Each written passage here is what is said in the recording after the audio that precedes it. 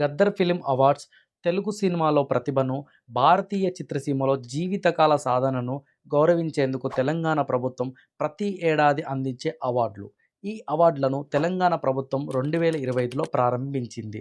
ఈ అవార్డులు విప్లవ కవి గద్దర్ గౌరవార్థం ఏర్పాటు చేశారు. జూన్ 2014 నుండి డిసెంబర్ 2024 మధ్య విడుదలైన తెలుగు సినిమాలకు ఈ అవార్డులు ఇవ్వబడ్డాయి. ఈ అవార్డులను తెలంగాణ చలనచిత్ర అభివృద్ధి సంస్థ టీజీఎఫ్డిసి నిర్వహిస్తుంది. గద్దర్ అవార్డులు ఒకప్పటి నంది అవార్డుల లాంటివి అని చెప్పొచ్చు. హైదరాబాద్లోని ఐటెక్స్ వేదికపై గద్దరు అవార్డుల వేడుక ఘనంగా జరిగింది. ఈ కార్యక్రమానికి చాలామంది ప్రముఖులు హాజరయ్యారు.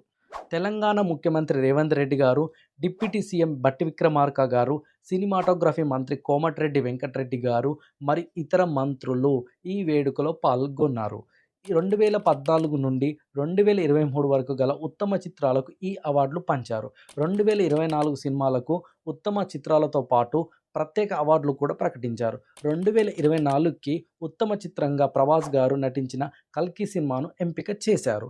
పుష్ప 2 సినిమాలో భాగంగా అల్లు అర్జున్ గారు ఉత్తమ నటుడు అవార్డును అందుకున్నారు. మొత్తం 73 విభాగాల్లో గద్దర్ అవార్డులు దక్కించబడ్డాయి. ముఖ్య చిత్రాలకు లక్షల రూపాయల నగదు బహుమతులు కూడా ఇచ్చారు.